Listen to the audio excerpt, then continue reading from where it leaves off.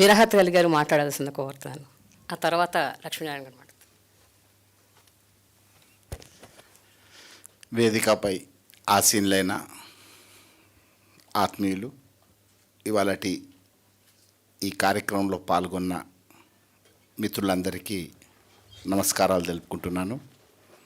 ముందుగా 20 ఏళ్ళు వాళ్ళ ప్రస్థానాన్ని పూర్తి చేసుకొని మనందరినీ ఒక వేదిక మీద కలుసుకునే అవకాశం కల్పించినటువంటి తెలుగు ఫిల్మ్ జర్నలిస్ట్ అసోసియేషన్కి నేను తెలంగాణ రాష్ట్ర వర్కింగ్ జర్నలిస్టుల సంఘం పక్షాన శుభాకాంక్షలు తెలుపుకుంటున్నాను. 20 ఏళ్ల ప్రస్థానంలో నిజంగా వాళ్ళు ఎన్ని కష్టాలు, ఎన్ని అవరోధులు, ఎన్ని అడ్డంకులను ఎదుర్కొని ఉంటారో నేను ప్రత్యేకంగా చెప్పాల్సిన అవసరం లేదు. అయినప్పటికీ పట్టు వీడకుండా ఒక అంకిత భావంతో ముందుకెళ్ళి అందరినీ ఒక గూడులోకి తీసుకొచ్చి ఇవాళ ఒక కార్యక్రమం ఏర్పాటు చేయడానికి కారకులైనందుకు వారికి ధన్యవాదాలు తెలుపుకుంటున్నాను. ప్రధానంగా వాళ్ళు అసోసియేషన్ ఏర్పాటుకి పరిమితం కాకుండా ముఖ్యంగా జర్నలిస్టులు అంటే ఫిలిం బీట్ చూసే జర్నలిస్టుల సంక్షేమం కోసం చేపడుతున్న కార్యక్రమాలు అభినందనీయం.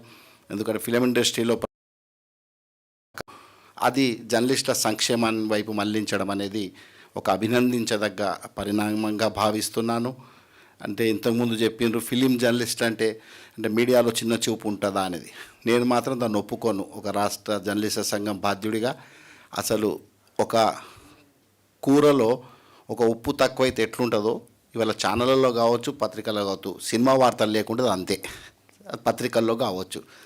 అంతటి ప్రాధాన్యత ఇలా మీడియాలో సినిమా జర్నలిస్టులకు, సినిమా వార్తలకు ఉంది.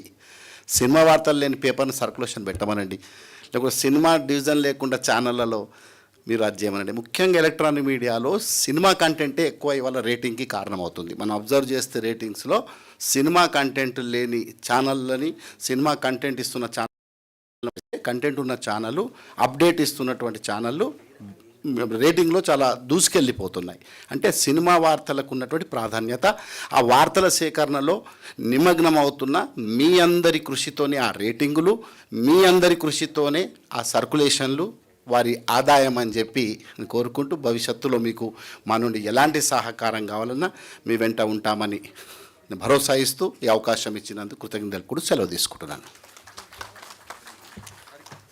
థ్యాంక్ యూ విరాట్ గారు. ఇప్పుడు లక్ష్మీనారాయణ గారు, ప్రెసిడెంట్ తెలంగాణ